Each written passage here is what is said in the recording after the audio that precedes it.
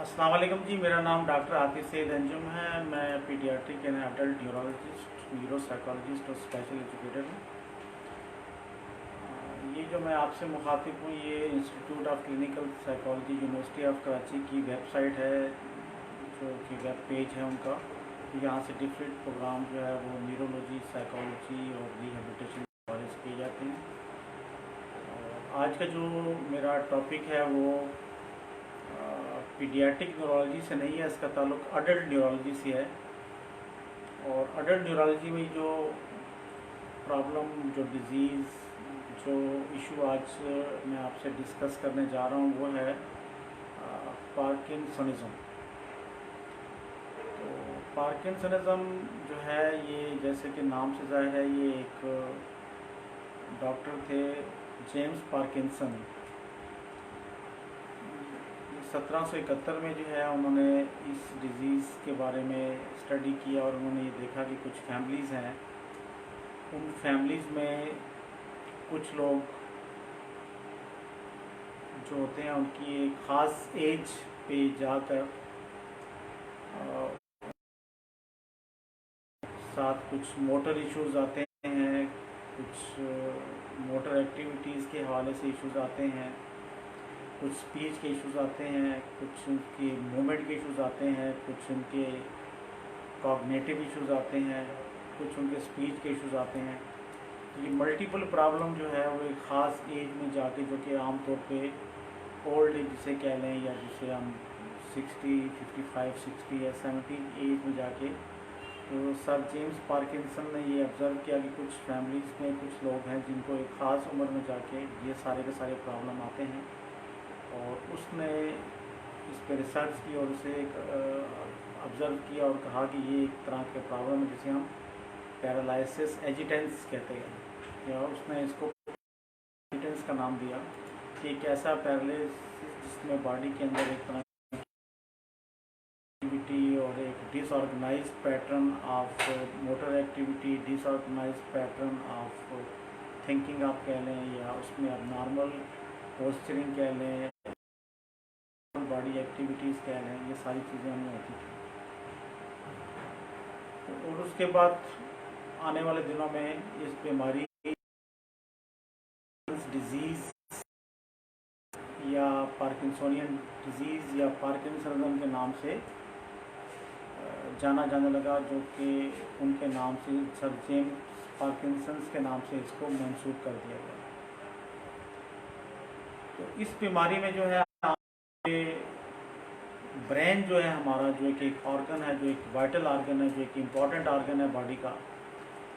तो ब्रेन के अंदर एक एजिंग प्रोसेस आप कह सकते हैं, या जिसे हम डीजनरेटिव प्रोसेस कह सकते हैं, जिसे आप वेयरिंग एंड टेयरिंग प्रोसेस के साथ साथ जो है वो ब्रेन के अंदर कुछ एबनॉर्मलिटी होती है उसके स्ट्रक्चर में। और जब उसके स्ट्रक्चर में एबनॉर्मलिटी होगी, उसके फंक्शन में एबनॉर्मलिटी होगी, और जब एबनॉर्मलिटी होगी तो अल्टीमेटली किसी भी इंडिविजुअल्स की क्वालिटी ऑफ लाइफ जो है, जो उसकी लाइफ का पैटर्न है, जो उसकी ऑक्यूपेशन है, जो उसके डिफरेंट रोल्स हैं, उस पर अल्टीमेटली इफेक्ट पड़ता है। तो ये एक तरह का न्यूरो डीजनरेटिव प्रोसेस है, जिसमें विद एडवांसिंग एज, एज बढ़ने के साथ साथ जो है ब्रेन के अंदर कुछ स्ट्रक्चरल की एबनॉर्मलिटी आती है। और अगर हम पार्किंसनिज्म में ख़ास तौर पे ब्रेन का जो एक हिस्सा जिसे हम बेसल गैंग्लिया कहते हैं, जो कि डीपर स्ट्रक्चर होता है, जो इनसाइड होता है ब्रेन का और काफ़ी डीप होता है, ये डीपर स्ट्रक्चर आप डी जनरेशन होती है, या इसे आप श्रिंकेज कह लें, या इसके अंदर आप सुकड़ना इसको कह लें, जो उसका एक वॉल्यूम होता है, जो उसकी बेसल गैंग्लिया की जो क्वांटिटी होती है वो कम हो जाती है। जब क्वांटिटी पे फ़र्क पड़ेगा तो उसकी अल्टीमेटली क्वालिटी पे भी फ़र्क पड़ता है, क्वालिटी उसका फंक्शन होता है। तो आमतौर पे जो है ब्रेन के अंदर दो तरह के सेल्स होते हैं, एक तरह का वाइट मैटर कहते हैं और एक ग्रे मैटर कहते हैं। तो ग्रे मैटर जो होते हैं वो आउटर लेयर होती है और वाइट मैटर जो होती है वो इनर लेयर होती है। तो जो इनर ब्रेन होता है वो वाइट मैटर कहलाता है, जो आउटर ब्रेन होता है वो ग्रे मैटर कहलाता है। तो ये जो बेजल गेंगलिया है ये ब्रेन का डीपर स्ट्रक्चर है और डीपर स्ट्रक्चर के लिहाज से ग्रे मैटर है जो कि वाइट मैटर के अंदर, outer layer is grey matter, inner layer is white matter. तो ये जो है बेजल गेंगलिया जो एक डीपर स्ट्रक्चर है और डीपर स्ट्रक्चर में जो वाइट मैटर, ये जो बेजल गेंगलिया होता है actually this is the grey matter. तो हम ये कह सकते हैं कि basal ganglia is the structure of the brain actually grey matter but it is present और it is located within the white matter. तो जिसके फंक्शन जो है बॉडी की जो कोऑर्डिनेशन है, मोटर एक्टिविटी है, वो आमतौर पे बेजल गेंगलिया का काम होता है। उसको एग्जीक्यूट करना, उसको परफॉर्म करना प्रॉपर वे में ऑप्टिमम तरीके से लेकर आना, ताकि फिर हम एक नॉर्मल वे में कर सकते हैं। तो जो नॉर्मली हम लोग चलते हैं दो नॉर्मल होने की वजह से होता है, लेकिन जब जैसे मैंने कहा कि एजिंग ब्रेन की डिफरेंट हिस्सों की जब एट्रॉफी होती है, जब श्रिंकेज होती है, तो अल्टीमेटली बेजल गेंगलिया भी इससे इफेक्ट होता है और बेजल गेंगलिया से इफेक्ट होने की वजह से उसकी श्रिंकेज होती है और श्रिंकेज होने की वजह से जो उसका बेजल गेंगलिया का जो फंक्शन है, जो मोटर एक्टिविटी, जो फाइन मोटर एक्टिविटी को कंट्रोल करना या मोटर एक्टिविटी को आप फिल्टर करना कह सकते हैं, या मोटर एक्टिविटी को प्रिसाइज वे में परफॉर्म करना, तो उसकी एबनॉर्मलिटी हो जाती है। और बेजल गेंगलिया के इसी प्रॉब्लम की वजह से पार्किंसनिज्म या पार्किंसोनियन डिजीज़ जो है, इसमें जो है वो जो पेशेंट होता है उसके अंदर मोटर एक्टिविटी का प्रॉब्लम आता है, मोटर इंस्टेबिलिटी आती है, उनके बैलेंस और पोस्चर का प्रॉब्लम आता है, उनके अंदर स्पीच का प्रॉब्लम आता है, उनकी थिंकिंग का प्रॉब्लम आता है, उनके डाइजेशन में प्रॉब्लम आता है। ये तो सारे के सारी जो चीज़ें हैं जिसमें इफेक्ट होती हैं, जिनका ताल्लुक जो है बेजल गेंगलिया से किसी कदर होता है। कुछ का डायरेक्ट बेजल गेंगलिया से ताल्लुक है, कुछ का उसके साथ इंटरकनेक्ट होता है। इसके अलावा कुछ और प्रॉब्लम है जो कि पार्किंसनिज्म या पार्किंसोनियन डिजीज़ में देखे जाते हैं, और इसको हम जो है हम कहते हैं कि नॉन मोटर प्रॉब्लम में आमतौर पे कॉग्निटिव प्रॉब्लम जो उनकी यादाश्त होती है, जो थिंकिंग पैटर्न होता है, जो बिहेवियर होता है, जो मूड की इनस्टेबिलिटी होती है, तो ultimately parkinsonism is a complex disease जिसके अंदर मोटर एक्टिविटी का प्रॉब्लम भी आता है, स्पीच का प्रॉब्लम भी आता है, जिसके अंदर बिहेवियर का प्रॉब्लम भी आता है, जिसके अंदर थिंकिंग का प्रॉब्लम भी आता है। तो ये तरह की एक डिजीज़ है। और आप लोग जो इस वक्त मेरे साथ इस प्रोग्राम को देख रहे हैं, तो उनकी फैमिली में अगर कोई भी उनके बुज़ुर्ग जिनकी उम्र आमतौर पे 60-65 साल की है, तो कुछ कंडीशन में ये 50 साल की उम्र में ये प्रॉब्लम शुरू हो जाता है, लेकिन यूजुअली ये अबव द एज ऑफ 55 या 65 ये आमतौर पर बीमार। अपने घरों में देखोगे कुछ आपके बुजुर्ग ऐसे होंगे जिनको जो है ना उनके साथ ये मोटर इंस्टेबिलिटी का प्रॉब्लम होता है, जिसमें आमतौर पे इंसुलिन के हवाले से जब मैं बात करूँगा तो उसमें पहली बात उनकी ट्रेमर होती है। ट्रेमर का मतलब होता है कि उनके हाथ के अंदर एक लर्जा आता है, उनका हाथ उसके अंदर एक नॉर्मल जो है उनके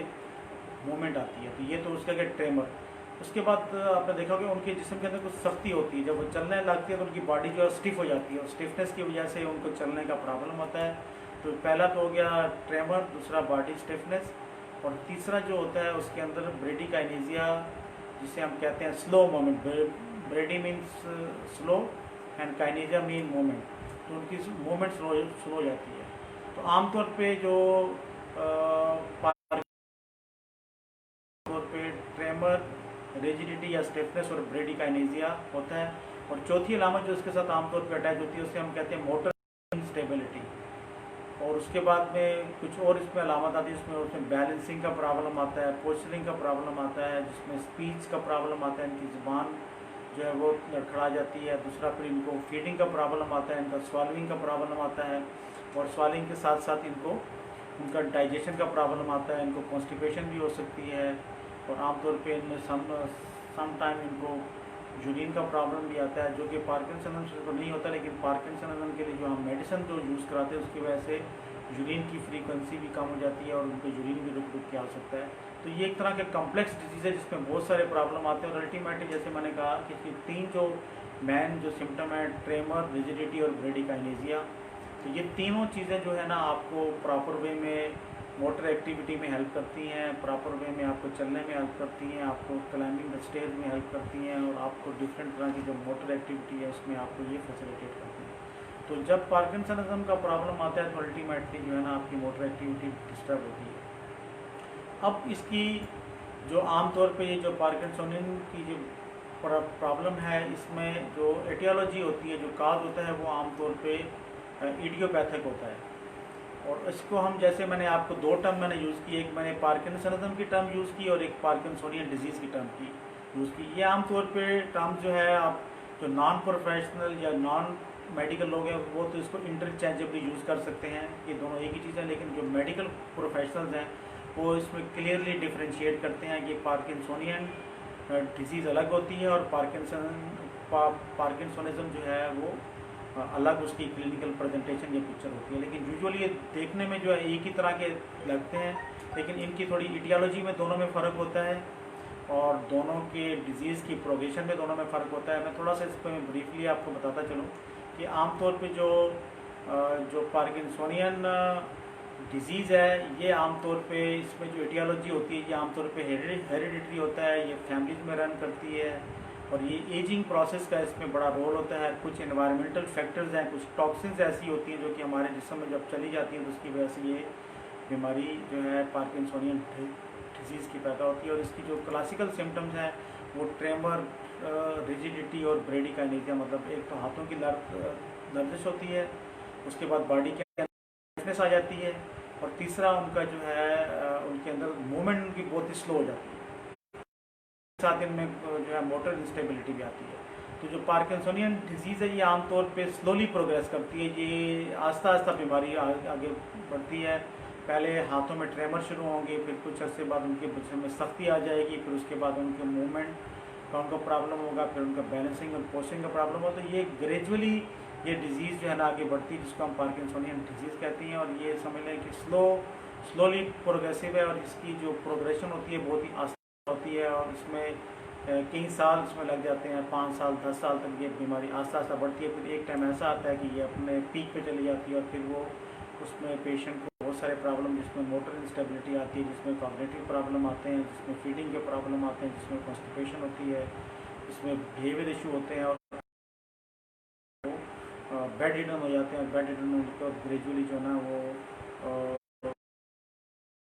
की तरफ चले जाते हैं। दूसरा जो मैंने पार्किंसनिज्म बताया, तो पार्किंसनिज्म जो है वो उसकी सिम्टम भी आमतौर पर इससे मिलती जुलती है, लेकिन इसकी एटियोलॉजी में फ़र्क ये होता है कि इसमें आमतौर पे कुछ हाई ब्लड प्रेशर आप कह लें, कुछ ब्रेन की जो ब्लड वेसल्स का कुछ प्रॉब्लम इसके अंदर हो सकता है। इसके अलावा जो है कुछ और ब्रेन के अंदर जो है कुछ पैथोलॉजीज होती हैं जिसकी वजह से पार्किंसनिज्म का प्रॉब्लम होता है। और ये यूजुअली बहुत ही रैपिडली होता है, ये रैपिडली प्रोग्रेसिव होता है, ये रैपिड ऑनसेट होता है और इसकी प्रोग्रेशन ज़रा फास्ट होती है as compare to Parkinsonian disease. और दोनों का ट्रीटमेंट तकरीबन सेम होता है, कुछ में ज़रा फ़र्क होता है। और आमतौर पे जो पार्किंसोनियन पार्किंसनिज्म है उसमें ज़्यादा कॉग्निटिव इम्पेयरमेंट उसमें ज़्यादा होती है, उसके अंदर कुछ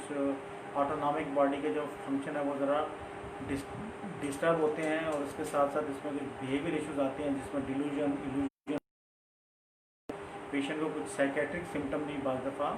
इसमें फील होती हैं उनको। तो इस लिहाज से जो है ये डिजीज़ एक रैपिडली होती है, प्रोग्रेसिव होती है और इसकी जो पैथोलॉजी होती है वो थोड़ी सी डिफरेंट होती है। और आमतौर पे जो है ये इसको हम पार्किंसनिज्म प्लस भी आमतौर पे कहते हैं। तो ये जो है जो पार्किंसोनियन डिजीज़ को जो है पार्किंसनिज्म को पार्किंसनिज्म प्लस भी कहते हैं। और क्योंकि इसके अंदर बहुत सारी एडिशनल, जस्ट मैंने आपको एक समझाने के लिए बता दिया कि दोनों में क्या फ़र्क है, उसको जो है समझने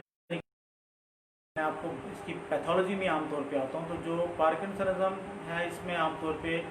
ब्रेन की का उसके अंदर प्रॉब्लम आता है। और बेजल गैंग्लिया में आम तौर पे जो है जो उसके डिफरेंट पार्ट्स हैं, जो डिफरेंट हिस्से हैं, जिसमें जो है ग्लोबस पैलेटिस आता है, जिसमें फूटा नाइग्रा है, जिसमें उसके स्ट्राइटम है। ये इसके बेजल गैंग्लिया के डिफरेंट पार्ट्स हैं, उनके अंदर डी जनरेशन आमतौर पे होती है। और डी जनरेशन की वजह से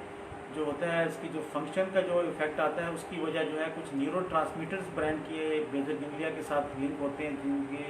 जिनको हम डोपामिन और एसिटाइल कोलिन कहते हैं। तो आमतौर पे जो है जो पार्किंसनिज्म है उसमें डोपामिन की मिकदार नॉर्मल से कम हो जाती है, जो कि एज के साथ साथ जो है ये डिक्लाइन की तरफ जैसे उसका फंक्शन होगा बेजल गैंग्लिया का, तो उसकी वजह से जो बेजल गैंग्लिया की फंक्शन की एबनॉर्मलिटी की वजह से डोपामिन की कंसंट्रेशन जो है वो ब्रेन के अंदर कम हो जाती है। तो आमतौर पे पार्किंसनिज्म एक ऐसी बीमारी है जिसे हम कह सकते हैं जिसमें डोपामिन जो कि न्यूरोट्रांसमीटर है वो आमतौर पे कम हो जाता है। दूसरा मैंने कहा कि जो न्यूरोट्रांसमीटर जो जिसका आमतौर पे आपकी मोटर एक्टिविटी से ताल्लुक होता है उसका नाम एसिटाइल कोलिन। तो आमतौर पे एसिटाइल कोलिन तो नॉर्मल होती है, लेकिन डोपामिन आमतौर पे कम हो जाता है। डोपामिन और एसिटाइल कोलिन का यूजुअली बॉडी के अंदर एक ख़ास बैलेंस होता है, ये आमतौर पे एक इक्विलिब्रियम में होते हैं दोनों। लेकिन जब किसी वजह से जो है डोपामिन की मिकदार कम हो जाती है तो अल्टीमेटली हमें रिलेटिवली इंक्रीज लगता है in case of acetyl choline. तो एसिटाइल कोलिन बढ़ती नहीं है, लेकिन डोपामिन की कम होने की वजह से चूँकि ये बैलेंस एक डिस्टर्ब हो जाता है, और इस बैलेंस के डिस्टर्बेंस की वजह से जो है ये जो पार्किंसनिज्म का जो है ना प्रॉब्लम ये डेवलप होता है। और ये आमतौर पे काफ़ी डिफ़िकल्ट को ट्रीट होता है। डायग्नोज करना तो इसको इतना मुश्किल नहीं होता, इजीली कोई भी फिजिशियन, कोई भी जो है जनरल फिजिशियन इसको आराम से डायग्नोज करता है। लेकिन जो बेस्ट इसके जो स्टेक होल्डर हैं, जो इसके ट्रीटमेंट वाले हैं, वो तो आमतौर पे न्यूरोलॉजिस्ट होते हैं। वो आमतौर पे उसको बेहतर तरीके से ना सिर्फ डायग्नोज कर सकते हैं बल्कि उसको बेहतर तौर पे उसको ट्रीट कर सकते हैं। तो जैसे मैंने पहले कहा, इसको डायग्नोज करना इतना मुश्किल नहीं होता, लेकिन इसका ट्रीटमेंट जो है वो काफ़ी मुश्किल होता है। कि उसके ट्रीटमेंट में आपको जो मैंने न्यूरोट्रांसमीटर का जो जिक्र किया, एसिटाइल कोलिन और डोपामिन, इन दोनों को एक ख़ास बैलेंस रखना पड़ता है डिफरेंट ड्रग्स के ज़रिए, ताकि पेशेंट जो है एक नॉर्मल लाइफ को वो गुजार सके। अब ये जो प्रॉब्लम है पार्किंसनिज्म, ये काफ़ी कॉमन प्रॉब्लम है। और जैसे जैसे हमारे मुल्क में और पूरी दुनिया में हेल्थ की फैसिलिटीज़ अच्छी होती जा रही हैं, तो उसकी वजह से जो लाइफ एक्सपेक्टेंसी जो बढ़ रही है, तो लाइफ एक्सपेक्टेंसी बढ़ने की वजह से आपको बहुत ज़्यादा पार्किंसनिज्म के पेशेंट भी देखने को मिलते हैं। क्योंकि जैसे जैसे एज बढ़ती है और उसकी होती है और उसकी बेजल गैंग्लिया की डी जनरेशन होने की वजह से ये जो प्रॉब्लम होता है ये डिफरेंट तरीक़ों से ट्रीट करना होता है। यहाँ मैं एक चीज़ और बताता चलूँ कि पार्किंसनिज्म जैसे मैंने कहा कि डायग्नोज करना तो काफ़ी आसान है और आमतौर पे इसको न्यूरोलॉजिस्ट ट्रीट करते हैं, लेकिन न्यूरोलॉजिस्ट इसको अकेले हैंडल नहीं कर सकते। इसको हैंडल करने के लिए मल्टी डिसिप्लिनरी टीम की ज़रूरत होती है, जिसके अंदर हमें साइकेट्रिस्ट की खिदमात भी लेनी पड़ती हैं, जिसमें हमें फिजियोथेरापिस्ट की खिदमात भी लेनी पड़ती हैं, जिसमें हमें ऑक्यूपेशनल थेरापिस्ट की खिदमात भी लेनी पड़ती हैं, जिसमें जो है स्पीच थेरापिस्ट की इनपुट भी चाहिए होती है ताकि उसके स्पीच के इश्यूज़ को बेहतर कर सके। और जैसे मैंने कहा कि इसमें फीडिंग का भी इशू आता है, इसमें डाइजेशन का इशू भी आता है, लिहाजा एक अच्छे डाइजेशन से भी कंसल्ट करना ज़रूरी होता है ताकि इनकी जो डाइट है वो ऑप्टिमम डाइट हो, इनको एक बैलेंस डाइट मिले ताकि इनकी बॉडी का इम्यून सिस्टम बेहतर तौर पे काम करे और वो डिफरेंट बीमारियों से अपने आप को बचा सकें। तो इसके साथ साथ जो है इसमें साइकोलॉजिस्ट या क्लिनिकल साइकोलॉजिस्ट का भी एक रोल आता है, क्योंकि एक टाइम ऐसा आता है कि इन पेशेंट के अंदर एक एग्रेशन आता है, इनके अंदर एक जज्बात बिहेवियर के इशूज़ आते हैं। तो उसके लिए एक अच्छे काउंसलर या एक अच्छे जो है क्लिनिकल साइकोलॉजिस्ट की जो है आमतौर पे इसको ट्रीट करने के लिए ज़रूरी होती है। तो उसके लिहाज से मैं ये कहना चाहूँगा कि ये जो पार्किंसनिज्म है ये किसी एक सिंगल डॉक्टर के ट्रीट करने का काम नहीं। अगर आप इसका आउटपुट अच्छा चाहते हैं, आउटकम अच्छे तरीके से जो पार्किंसनिज्म का मल्टीडिसिप्लिनरी अप्रोच, एक तरह का टीम एफर्ट जिसे हम कहना चाहिए, तो एक टीम एफर्ट होते हैं जो कि अगर मिल के काम करें तो उसमें हम इन पेशेंट की क्वालिटी ऑफ लाइफ को बेहतर कर सकते हैं। क्योंकि ये जो बीमारी इस उम्र की उस हिस्से में शुरू होती है जब इंसान जो है वो बहुत ही तन्हाई फील करता है, बहुत ही एलिनेटेड फील करता है, और उसके साथ बहुत सारे फैमिली इश्यूज भी आते हैं। कुछ उसके अंदर फैमिलीज के अंदर कुछ ऐसे प्रॉब्लम होते हैं जिसको अगर आप इनकाउंटर करेंगे तो अल्टीमेटली इनकी जो है बेहतर तरीके से निगहदाश्त आमतौर पर की जा सकती है। तो ये तो पूरा एक ओवरव्यू था जो मैंने आपको पार्किंसनिज्म या पार्किंसनिज्म डिजीज़ के हवाले से बताया, जो कि आज का टॉपिक था। अब इसके ट्रीटमेंट की तरफ मैं थोड़ा सा बात करता हूँ, और इसकी ट्रीटमेंट में ये है कि इसके ट्रीटमेंट में हमें जो जिन चीज़ों को कंसिडर करना है वो इसकी एटियोलॉजी है बेसिकली। जैसे मैंने कहा कि बेसिक गिनले का प्रॉब्लम है, तो हमें बेसिक जो पैथोलॉजी तो उसको ट्रीट करना होता है, उसको देखना होता है। और वो जो पैथोलॉजी होती है वो आमतौर पर डोपामीन की कमी होती है या एसिटाइलकोलिन की जो है ना थोड़ी सी रिलेटिव इंक्रीज होता है। तो आमतौर पे फिर हमने ट्रीटमेंट के ज़रिए डोपामीन और एसिटाइलकोलिन को हमने एक सरफेस पे लेके आना होता है, बैलेंस करना होता है, ताकि इनके अंदर एक नॉर्मल वे में अपनी लाइफ गुजार सकें। तो डोपामीन को आमतौर पे इंक्रीज़ करने के लिए जो ड्रग यूज़ होती हैं उन्हें हम डोपामीन एगोनिस्ट कहते हैं, जो डोपामीन को बढ़ाते हैं। और बहुत सारी मार्केट में ऐसी फार्मुलेशन अवेलेबल हैं जो कि डोपामीन को आमतौर पे बढ़ाते हैं, जिसमें लीवोडोपा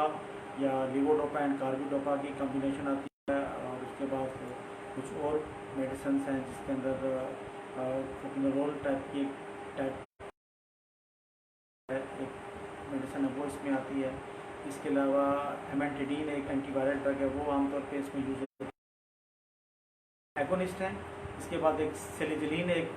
कंपाउंड है जो कि आमतौर पे इसमें यूज होता है। तो ये चार जो मैंने आपको मेडिसिन बताई ये आमतौर पे डोपामिन एगोनिस्ट के तौर पे काम करते हैं। बाकी कुछ एंटी जो इसमें एसिटाइलकोलिन की जो रिलेटिव इंक्रीज होता है, तो रिलेटिव इंक्रीज ऑफ एसिटाइलकोलिन को इनकाउंटर करने के लिए हमें एंटीकोलिनर्जिक ड्रग जो है उसमें हमें इनको यूज़ कराते हैं। और एंटीकोलिनर्जिक ड्रग है वो इसकी सिम्टम्स को काफ़ी हद तक बेहतर करती हैं। और जो एंटीकोलिनर्जिक ड्रग है उसका ज़्यादा इफेक्ट जो ट्रेमर पे होता है। जब ट्रेमर जो है इसमें ज़्यादा होते हैं तो फिर हमें एंटीकोलिनर्जिक ड्रग की तरफ हमें जाना होता है। और उसमें एक्सीडेल नाम से एक आती है जो कि इसमें आमतौर पे हम यूज़ कराते हैं। और उसके बाद जो है ये एक तरह की कम्बिनेशन थेरेपी में भी दी जा सकती है और इनको अलग से भी दिया जा सकता है। अब मैं आपकी कुछ क्वेश्चंस की तरफ आता हूँ जो कि जो पार्टिसिपेंट ने किए होंगे।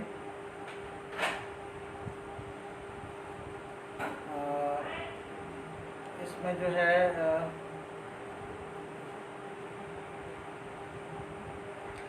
ये एक आसमा करीम का एक क्वेश्चन है कि shivering of hand usually occurring in parkinsonism.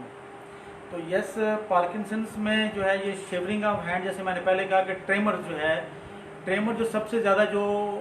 होता है और वो सबसे इनिशियल सिम्टम आमतौर पे ट्रेमर ही होती है। तो सबसे पहले जो पेशेंट में सिम्टम आती है वो आमतौर पे ट्रेमर होती है। और वो पेशेंट जो है वो जब बैठा हुआ होता है तो उसका हाथ जो है ना वो हल्का हल्का सा मूव कर रहा होता है, गैर महसूस तरीके से शुरू में होता है, और फिर ग्रेजुअली जो है ना ये इसकी मूवमेंट जो है वो बढ़ती जाती है। और फिर एक टाइम ऐसा आता है कि इसकी मूवमेंट वो बहुत ज़्यादा हो जाती है। तो ये जो ट्रेमर्स हैं, जो शेकिंग ऑफ हैंड है, और यहाँ मैं आपको एक बताता चलूँ कि ये आपके 2 हाथ हैं और आमतौर पे ये एक हाथ से शुरू होती है। तो ये यूनिलैटरल आमतौर पे होते हैं। तो जो पार्किंसोनियन डिजीज़ जो है उसके जो ट्रेमर होता है, जो उसकी शिवरिंग होती है हैंड की या जो उसकी शेकिंग हैंड की होती है, वो आमतौर पे यूनिलैटरल होती है। It starts from the one hand and after some time जो है वो फिर एक हाथ से फिर ग्रेजुअली दूसरे हाथ की तरफ वो ट्रांसफ़र होती है। तो यूजुअली ये यूनिलैटरल होता है। जब डिजीज़ एडवांस हो जाती है, जब डिजीज़ को 5-7 साल आमतौर पे गुजर गए होते हैं, तो फिर ये आमतौर पे बाईलैटरल हो जाती है। लेकिन टू स्टार्ट विद जो है ये आमतौर पे ट्रेमर जो होते हैं वो आमतौर पे यूनिलैटरल होते हैं। तो इसलिए जो है और आमतौर पे ट्रेमर के हवाले से चूँकि क्वेश्चन है, मैं 2 चीज़ें और बताना चलूँ कि इसको आमतौर पे रेस्टिंग ट्रेमर कहते हैं। कि जब पेशेंट जो है वो बैठा होता है किसी चेयर बेड पे कहीं पर बैठा होगा तो वो उसका हाथ मूव कर रहा हो, तो ये आमतौर पे रेस्टिंग, जब पेशेंट रेस्टिंग कंडीशन में होता है तो उस वक्त जो हैंड जो है ये शेक कर रहे होते हैं या शिवर कर रहे होते हैं। तो ये ट्रेमर है। और ट्रेमर के लिए जैसे मैंने पहले बताया कि इसके ट्रीटमेंट के लिए एंटीकोलिनर्जिक ड्रग जो है जिसमें हम प्रोसाइक्लिडीन जो है वो आमतौर पे इसमें यूज़ कराते हैं। और प्रोसाइक्लिडीन अलोन भी शुरू बीमारी हो तो अगर शुरू कराएं तो उससे काफ़ी इफेक्ट होता है। जैसे मैंने पहले कहा कि इसमें डोपामिन एगोनिस्ट की तरफ जाना जब पड़ता है, जिससे हम लीवोडोपा कार्बिडोपा की कम्बिनेशन आती है, तो हम उस कम्बिनेशन को स्टार्ट करते हैं और आमतौर पे बहुत ही लो डोज से इसको स्टार्ट करना होता है। और चूँकि कार्बिडोपा की जो है साइड इफ़ेक्ट्स भी कुछ होते हैं और कुछ इसका मेटाबॉलिज्म का भी कुछ इश्यूज आते हैं, तो लिहाजा हमें जो है लीवोडोपा कार्बिडोपा की जो कम्बिनेशन है, जो कि हम प्रोसाइक्लिडीन जो एंटीकोलिनर्जिक ड्रग है, साथ मिला के देनी पड़ती है। लेकिन हमें कोशिश ये करनी होती है कि जो लीवोडोपा की जो डोज़ है उसको हम दिन में 4 दफ़ा दें या दिन में 5-6 दफ़ा उसको दें। उसको डिवाइडेड डोजेज में देना पड़ता है। ये सुबह शाम देने से पेशेंट को ज़्यादा रिलीफ भी नहीं मिलता है और उसमें साइड इफ़ेक्ट होने के भी चांसेस ज़्यादा होते हैं। फॉर पेशेंट ने एक टैबलेट दिन में खानी है तो वो आधी सुबह आधी शाम करके भी खा सकता है, और वो एक टैबलेट जो है उसके 4 हिस्से करके भी सुबह दोपहर शाम और रात भी खा सकता है। तो आमतौर पे जो पार्किंसनिज्म या पार्किंसोनियन डिजीज़ जो है, इसमें जो ट्रेमर के लिए जो आमतौर पे जैसे मैंने कहा कि एंटी कोलिनर्जिक ड्रग जिसे प्रोसाइक्लिडीन कहते हैं, वो हमें इसमें देनी होती है। लेकिन साथ में हमें लीवोडोपा और कार्बिडोपा की कम्बिनेशन भी देनी होती है, जो कि आमतौर पे दिन में हम 4 दफ़ा उसको डिफरेंट उसको डोज में, जैसे एक टैबलेट के जैसे बताया कि वो 1/4 टैबलेट आप दिन में 4 दफ़ा उसको दें। लेकिन इसका बेस्ट जो होता है वो डिसाइड करने वाला आपका ट्रीटिंग फिजिशियन होता है, जो आपका फैमिली फिजिशियन है या जो आपका न्यूरोलॉजिस्ट है या साइकेट्रिस्ट, जिससे भी आपने कंसल्ट किया, जो आपका फैमिली है, वो आपको एडवाइस करेगा कि आपने इसको दिन में कितनी दफ़ा देना है और किस डोज में देना है। तो ये जो है मेडिसिन यूज़ कराने से अल्टीमेटली जो ट्रेमर्स हैं वो आमतौर पे ख़त्म तो नहीं होते, लेकिन काफ़ी हद तक जो है उनमें बेहतरी आ जाती है और उससे पेशेंट की क्वालिटी ऑफ लाइफ जो है वो बेहतरी की तरफ चली जाती है। तो ट्रेमर जैसे मैंने कहा कि इनिशियल सिम्टम होती है और उसको ट्रीट करने के लिए आपको दोनों ट्रीटमेंट की तरफ आपको जाना पड़ता है।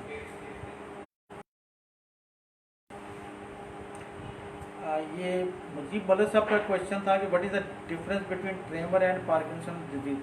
असल में आमतौर पर फ़र्क जो से मैंने पहले बताया कि फ़र्क आमतौर पे पार्किंसनिज्म और पार्किंसोनियन डिजीज़ में होता है। तो ट्रेमर असल में वो एक पार्किंसनिज्म हो या पार्किंसोनियन डिजीज़ हो, उसका एक पार्ट होता है, उसका एक कंपोनेंट है। ये दोनों सूरतों में होता है और ट्रेमर एक तरह की एक इसके डिजीज़ का एक आमतौर पे हिस्सा है। और ये ट्रेमर सिर्फ पार्किंसनिज्म में नहीं होते, ये बहुत सारे और मेडिकल के प्रॉब्लम है जिसके अंदर ट्रेमर हो सकता है, जिसमें एक हाइपरथायराइडिज्म जो थायराइड हो जाए आमतौर पे उसमें भी होता है। कुछ एंटी साइकोटिक के साइकेट्रिस्ट यूज़ कराते हैं साइकोसिस या डिफरेंट तरह की प्रॉब्लम में, तो उनकी वजह से भी आमतौर पे ट्रेमर हो जाते हैं। कुछ लोग जो आमतौर पे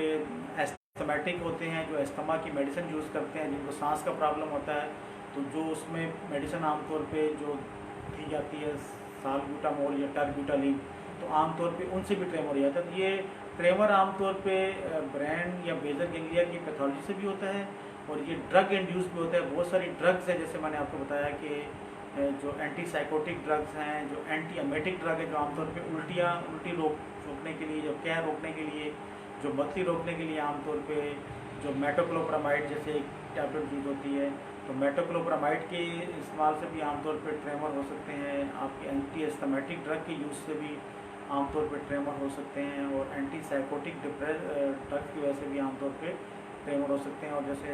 मैंने कहा कि ये डिफरेंट तरह की ड्रग्स हैं जो कि आमतौर पे ट्रेमर करती हैं और ये ट्रेमर की बहुत सारी वजूहत तो होती हैं।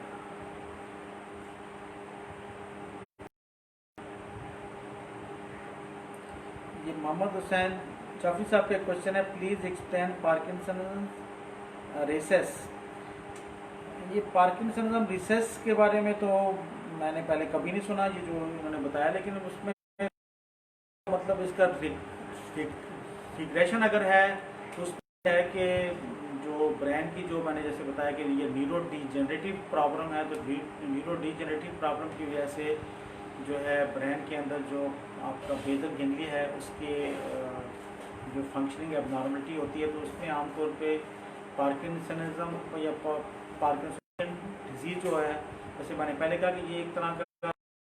प्रॉब्लम है जो कि स्लोली प्रोग्रेस करता है और इसमें ट्रेमर, रिजिडिटी और ब्रेडिकाइनेसिस होता है और इसमें जो है हमें जैसे मैंने जो स्टैंडर्ड ट्रीटमेंट मैं पहले ही आपको बता चुका हूँ वो आमतौर पे इसमें दी जाती है।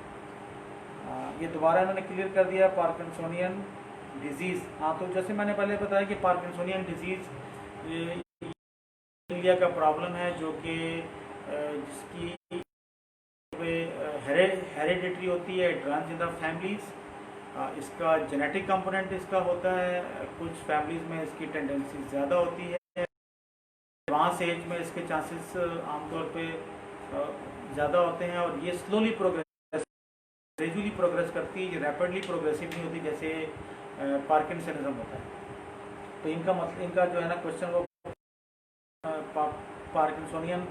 डिजीज़ था और इसमें स्लोली प्रोग्रेसिव होता है, और इसकी जो 3 जो कार्डिनल सिम्टम जो पहले मैं बता चुका हूँ, ट्रेमर, रिजिडिटी और ब्रीडिंग सिम्टम जो कि कुछ पेशेंट में होती है, कुछ में नहीं होती है, जिसमें मोटर इंस्टेबिलिटी होती है। तो मोटर इनका बॉडी इंस्टेबिलिटी नहीं होती, और इसलिए फिर इनको जब ये वॉक करते हैं तो ये वॉक करने में इनको थोड़ा बेंडिंग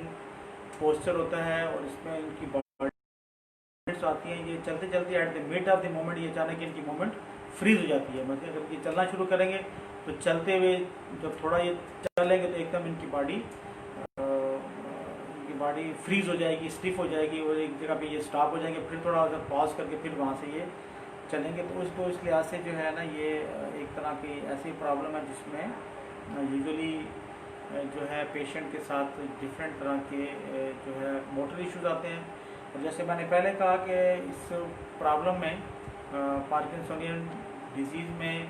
चूँकि ये स्लोली प्रोग्रेसिव होती है, लिहाजा होती है, अगर आप मल्टी डिसिप्लिनरी अप्रोच की तरफ अगर आप जाएं तो उसमें आप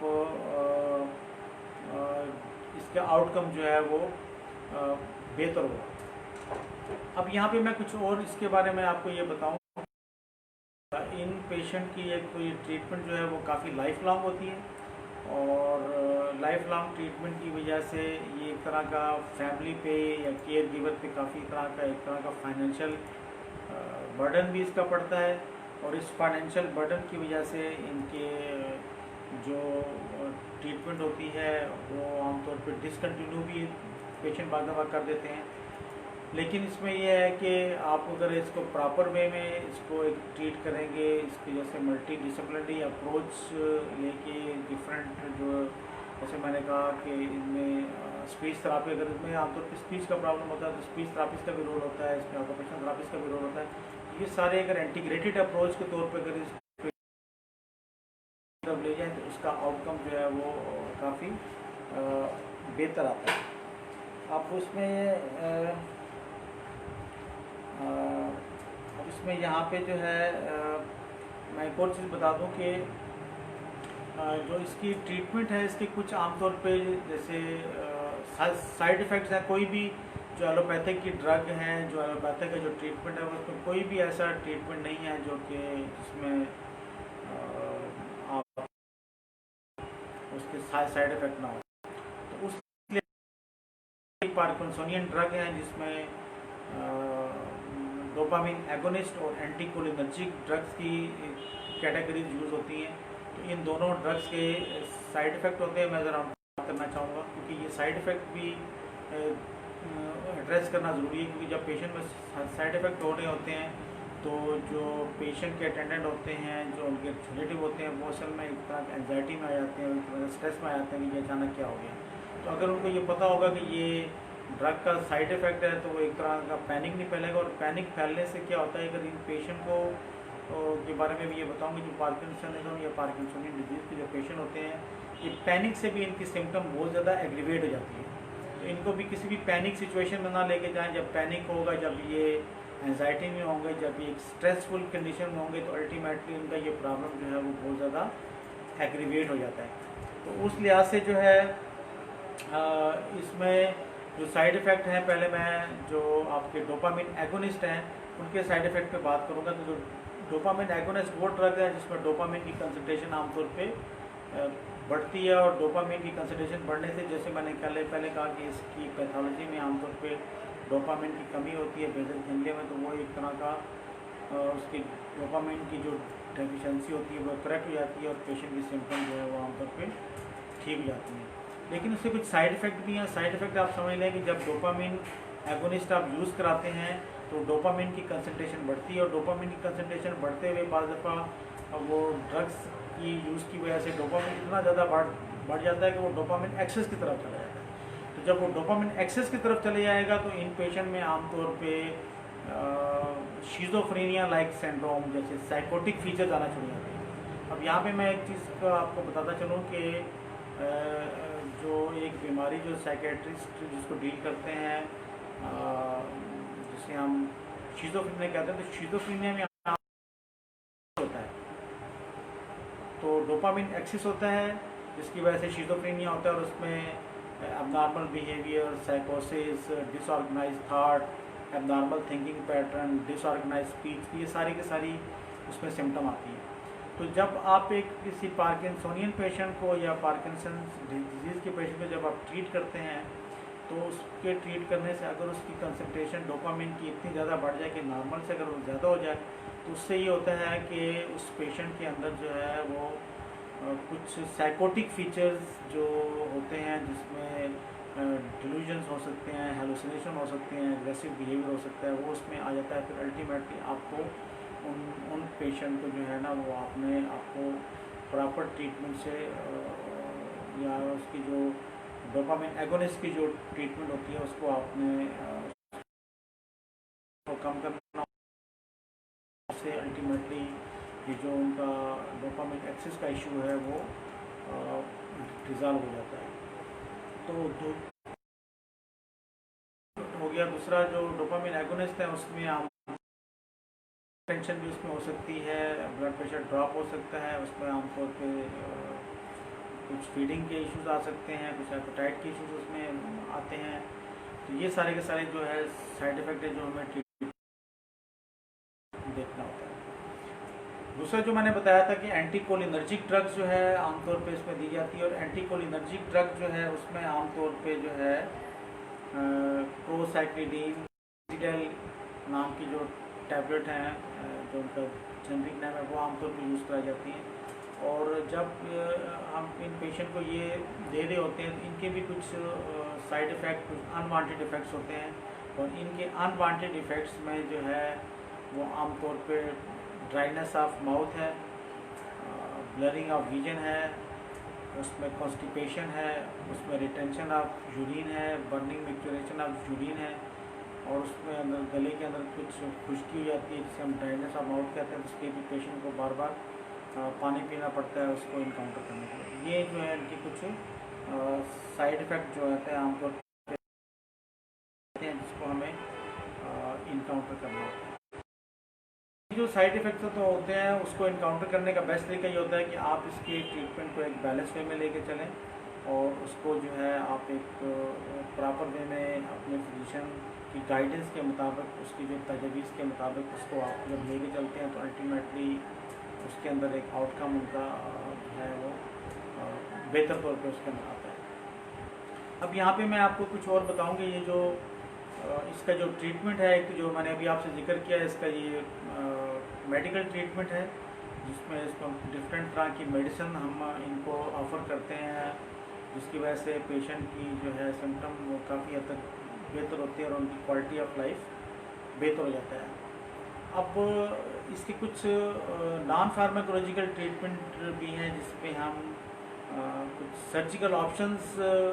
का जिक्र आता है, जिसमें न्यूरो सर्जन्स एक ख़ास स्टीरियोटैक्टिक ब्रांड सर्जरी करके जो बेजल गैंग्लिया का पार्ट जहाँ से या नॉर्मल सिग्नल्स जनरेट या क्रिएट हो रहे होते हैं, उस हिस्से में एक लीजन क्रिएट करके उस हिस्से को ऑपरेट करके इस बीमारी से पेशेंट को निजात हासिल कर जाते हैं, और इसके बड़े अच्छे और बड़े प्रॉमिसिंग रिजल्ट आते हैं। न्यूरो सर्जन जब इसको स्टीरियोटैक्टिक सर्जरी इसको जब ट्रीट करते हैं, और इसके साथ जो है कुछ अभी नई जो टेक्निक है गैमा नाइफ, तो गैमा नाइफ करके भी इनको एक प्रॉपर तरीके से इनकी क्वालिटी ऑफ लाइफ को बेहतर किया जा सकता है, और फिर उनकी मेडिसिन पे डिपेंडेंसी कम हो जाती है। तो आमतौर पे सर्जिकल जो ट्रीटमेंट का ऑप्शन है वो उन पेशेंट में आमतौर पे यूज, जिसमें या तो उनकी बीमारी बहुत ज़्यादा एडवांस हो गई हो और जो फार्माकोलॉजिकल थेरापी है उसकी वजह से उसके अंदर कुछ रेखा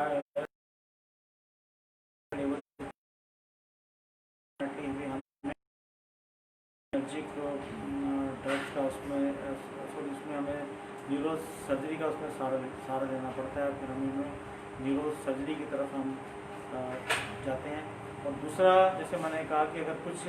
पेशेंट उसमें एंटीकोलिनर्जिक ड्रग के साइड इफ़ेक्ट अगर हो रहे हैं या उसमें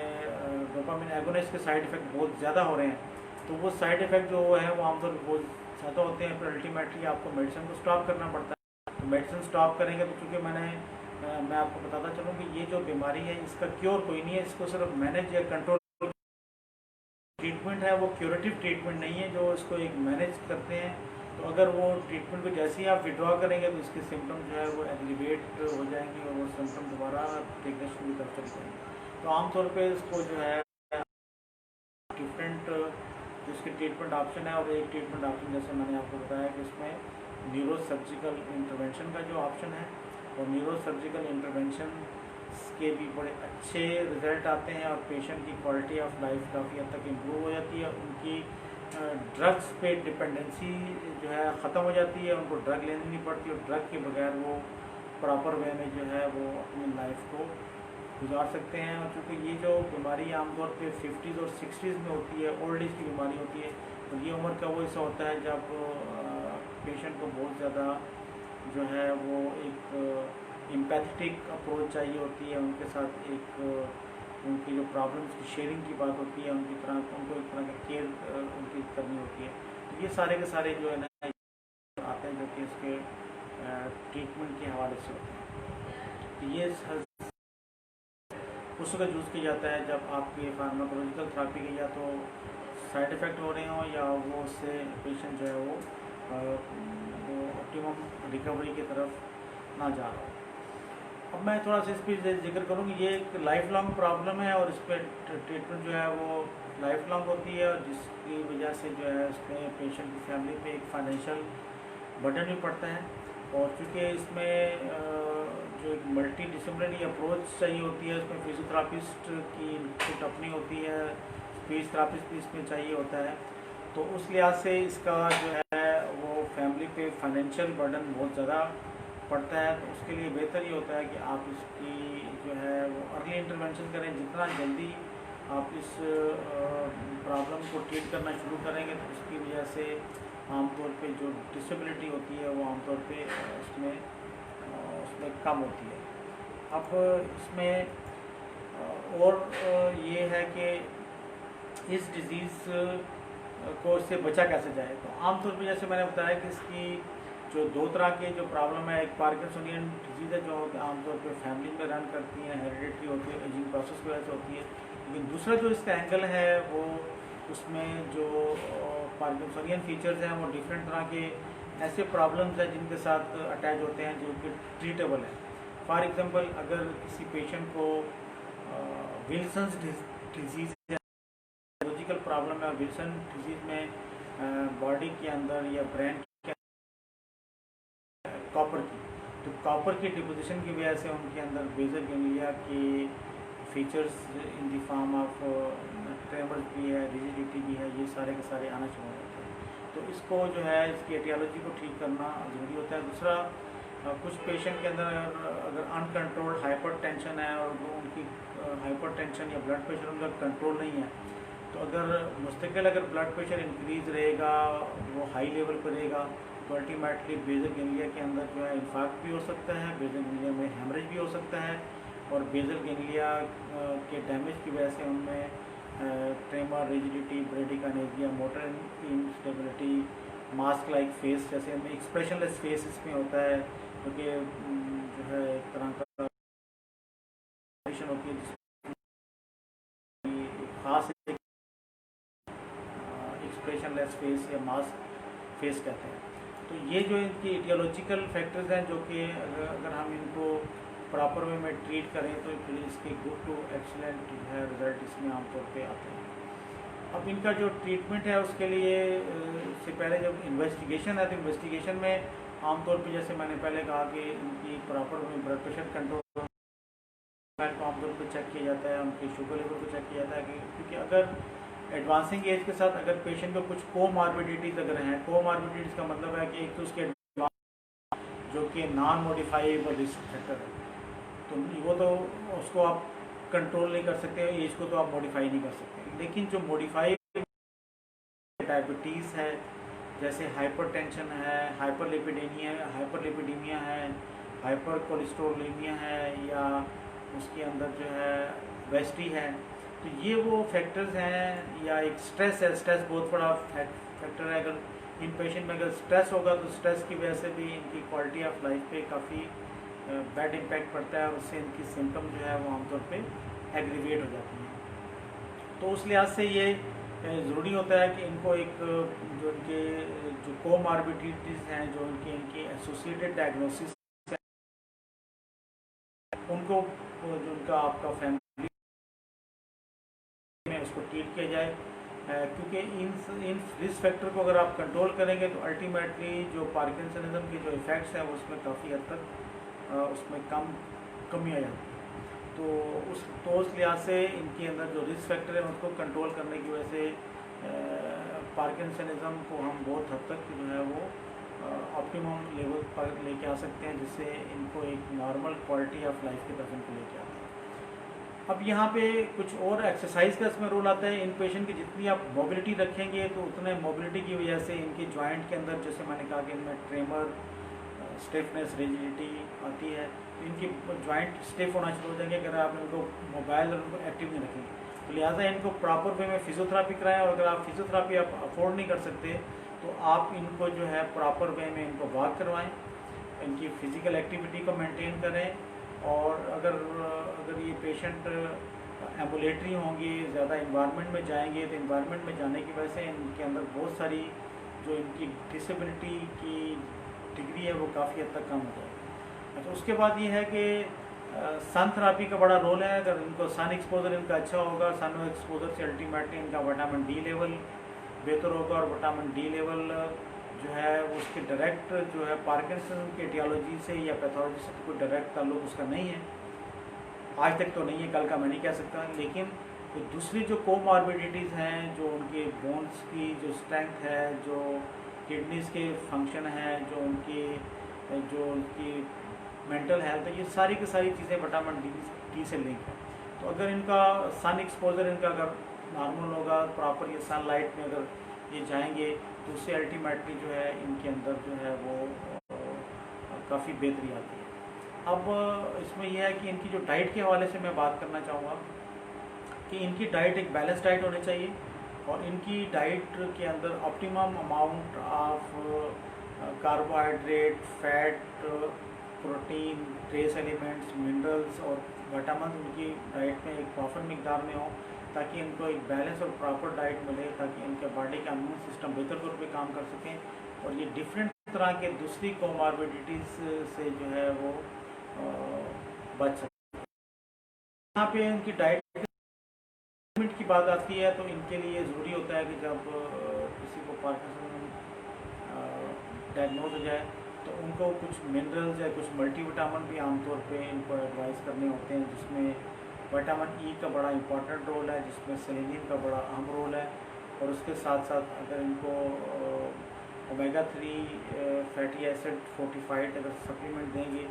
तो उसका भी इसमें काफ़ी अच्छा इनकी ब्रेन की जो एक ओवरऑल फंक्शनिंग है, ओवरऑल जो एक तरह की मेटाबॉलिज्म है उस पर बड़ा अच्छा उसके अंदर इम्पैक्ट आता है। तो उस लिहाज से इनकी बैलेंस डाइट होना भी ज़रूरी है, और बैलेंस डाइट के साथ साथ इनको अगर आप डिफरेंट तरह की जो फिज़िकल एक्टिविटीज़ की तरफ अगर आप ले जाएंगे, इनके साथ सोशल रहने की कोशिश करेंगे, क्योंकि पार्किंसन में ना सिर्फ ये है कि इसमें मोटर एक्टिविटी का प्रॉब्लम आता है और कुछ नॉन मोटर एक्टिविटीज़ का प्रॉब्लम भी आता है, जिसके अंदर इनके मूड की स्विंग्स होती हैं, इनके अंदर डिप्रेशन होता है, इनमें कुछ समटाइम्स इसमें पार्किंसनिज्म में कुछ साइकोटिक फीचर भी आते हैं, इसमें ट्रेमर, इसमें हेलुसिनेशन, डिल्यूजन्स। तो इन इनमें कुछ साइकोटिक फीचर भी आते हैं, तो उसका बेस्ट ट्रीटमेंट ये होता है कि इनको जितना आप सोशलाइज रखेंगे, जितना इनके साथ आप इंटरेक्ट करेंगे, जितनी इनकी सोशल लाइफ की वजह से इनके अंदर एक अच्छा जो है वो एक इनकी मेंटल हेल्थ पे या मेंटल हाइजीन पे इस पर पॉजिटिव इफेक्ट पड़ेगा। तो लिहाजा अगर किसी घर में अगर कोई पेशेंट जो पार्किंसन का है, तो उसको अगर आप एक प्रॉपर वे में उसकी एक लिविंग स्टाइल को आप बेहतर रखेंगे, उनका इंटरेक्शन, उसकी सोशल लाइफ आप अच्छी रखेंगे, उनकी डाइट का ख्याल करेंगे, अगर ट्रीटमेंट तो आपने देनी है और तो प्रॉपर वे में आप देंगे। लेकिन ये दूसरे जो एसोसिएटेड चीज़ें हैं, जो नॉन फार्माकोलॉजिकल एलिमेंट है, उसको एड्रेस करना जरूरी है। जहाँ इन पेशेंट में अगर एग्रेशन आता है, जो आमतौर पर समटाइम ये एग्रेसिव भी होते हैं, तो एग्रेशन के साथ साथ उसके ये है कि जो जैसे केयर गिवर है उनके लिए ज़रूरी होता है कि वो खुद एग्रेसिव ना हो, उनको एक प्रॉपर एम्पैथेटिक वे में उनके साथ डील करें और उनको उनके जो एग्रेसिव बिहेवियर जो है उसको कंट्रोल करने के लिए उनकी सोशलाइजेशन बढ़ाएं। और बेहतर होगा कि आप किसी क्लिनिकल साइकोलॉजिस्ट से इसके लिए कंसल्ट करें, ताकि उनके लिए पूरा आपको एक बिहेवियर थेरेपी का आपको एक प्रोग्राम बना कर देंगे। तो उस प्रोग्राम के लिए आप इस पर जब आप अमल करेंगे तो अल्टीमेटली इनका बिहेवियर बेहतर होगा। जैसे मैंने पहले बताया कि पार्किंसन के पेशेंट में अगर ये स्ट्रेस में होंगे, ये अगर एंगर में होंगे, ये फ्रस्ट्रेशन में होंगे, ये साइकोलॉजिकली अगर अपसेट होंगे, तो साइकोलॉजिकल अपसेट होने की वजह से इनकी जो ट्रेमर, रिजिडिटी, ब्रेडिकार्डिया की जो प्रॉब्लम है, ये आमतौर पे एग्रीवेट होती हैं। अब इस लिहाज से ये आपको मैं पूरा इसको समराइज़ करना चाहूँगा कि ये एक ऐसा प्रॉब्लम है कि जिसमें एजिंग का बड़ा रोल है इसमें, लेकिन ज़रूरी नहीं होता कि ये एजिंग प्रोसेस की वजह से हो। जब एजिंग प्रोसेस की वजह से बेज़ोक्विलिया का प्रॉब्लम होता है तो उसे हम पार्किंसोनियन डिजीज़ कहते हैं। लेकिन अगर अदर देन एजिंग की वजह से अर्लियर एज में 50 और 40s में डिफरेंट रिस्क फैक्टर की वजह से भी ये आमतौर पे प्रॉब्लम आता है, और फिर उसमें आमतौर पे जो है हमें की तरफ आमतौर पे जाना होता है और उसके एटियोलॉजी फैक्टर्स को एड्रेस कर बेहतर कर सकते हैं। अब ये जो प्रॉब्लम है इसके अंदर जैसे ये एडवांस एज में होता है, तो उससे एडवांस एज में पेशेंट को कुछ कार्डिक प्रॉब्लम भी होते हैं, कुछ उसके अंदर थायराइड के इशू भी उसके अंदर आ सकते हैं। तो इसके ट्रीटमेंट के लिए ज़रूरी होता है कि जितनी इसकी कोमॉर्बिडिटीज़ हैं, जितने इसके एंगल हैं डिफरेंट, इसके जो इसकी पैथोलॉजी के डिफरेंट जो इनके डोमेन्स हैं, उन सब डोमेन्स को एड्रेस करना ज़रूरी होता है, ताकि एक ये प्रॉपर वे में इनको आप ट्रीट कर सकें। तो उसके लिहाज से एक मल्टी डिसिप्लिनरी अप्रोच के ज़रिए इन पेशेंट को अगर आप डील करेंगे तो आपका जो है वो एक अच्छा आउटकम आएगा और इनकी क्वालिटी ऑफ लाइफ जो है वो काफ़ी ज़्यादा बेहतरी की तरफ आमतौर पे जाती है। अब यहाँ पे मैं एक और चीज़ बता दूँ कि ये जो पार्किंसनिज्म या पार्किंसनियन डिसीज़ का प्रॉब्लम है, इसके लिए आमतौर पे ज़रूरी होता है कि इनको जो है एक इन्वायरमेंट दिया जाए, ताकि उस इन्वायरमेंट में ये जाके अपने क्लासेस कर सकें, अपने जो इनके मेंटल में ये एड्रेस कर सकें और इसको जो है एक प्रॉपर इनको एक तरह का स्ट्रक्चर इन्वायरमेंट ऐसा मिले, ताकि जहाँ पे ये डिफरेंट जो है non pharmacological approaches like exercise है, फिज़िकल एक्टिविटी है, जिसमें रिक्रिएशनल एक्टिविटीज़ हैं, उसमें अगर आप इनको इन्वॉल्व करेंगे, अगर इनको पढ़ने का इनके अंदर ज़ौक़ है तो आप इनको अखबार वगैरह दें, टीवी इनको दिखाएं और उसके साथ बैठ के इनको इंटरेक्ट कराएं, ताकि इंटरेक्ट करने की वजह से इनके अंदर एक बेहतर इनके ब्रेन पे इफेक्ट पड़ेगा। और जैसे मैंने पहले बताया कि जितना पार्किंसनिज्म के पेशेंट जो है वो स्ट्रेस में होगा, जितना ये एंजाइटी में होंगे, जितना ये आइसोलेट होंगे, जितना ये एलिनेटेड होंगे, जितने इनका ये प्रॉब्लम जो है वो एग्रीवेट करता है। तो उसके लिए ज़रूरी होता है कि इनको एक प्रॉपर वे में एक प्रॉपर स्ट्रक्चर इन्वायरमेंट दिया जाए फार्माकोलॉजिकल ट्रीटमेंट के साथ, ताकि ये अपने इश्यूज से जो है वो प्रॉपर वे में एड्रेस कर सकें। तो यहाँ पे मैं ये एक और चीज़ बता दूँ कि इनकी जो थेरापी है वो आमतौर पे लॉन्ग टर्म होती है, और लॉन्ग टर्म थेरापी की वजह से हमें डिफरेंट तरह से इनको जो है देखना होता है। और ये जो वेबसाइट है ये आईसीपी की वेबसाइट है, और कि इस प्रॉब्लम से रिलेटेड या किसी भी न्यूरोलॉजिकल या साइकेट्रिक प्रॉब्लम से रिलेटेड या साइकोलॉजिकल प्रॉब्लम कोई भी इशू है आप इस वेबसाइट पे आप इसको पोस्ट कर सकते हैं। अब आखिर में मैं एक चीज़ में क्लिनिकल साइकोलॉजी की जो हमारी सीनियर जो है वो क्लिनिकल साइकोलॉजिस्ट हैं, वहाँ की रिहेबिलिटेशन यूनिट के इंचार्ज हैं डॉक्टर सरबत खानम, वो आजकल लीन हैं। तो आप सबसे दरख्वास्त है कि उनके लिए दुआ करें ताकि अल्लाह ताला उनको जल्दी सेहत याबी अता फरमाए, ताकि वो इस प्लेटफॉर्म से आके आपके साथ इंटरेक्ट कर सकें और आपको डिफरेंट तरह के जो आपके इश्यूज़ हैं उसके बारे में आपको फैसिलिटेट कर सकें। आप सबकी अटेंशन का शुक्रिया। अस्सलाम वालेकुम।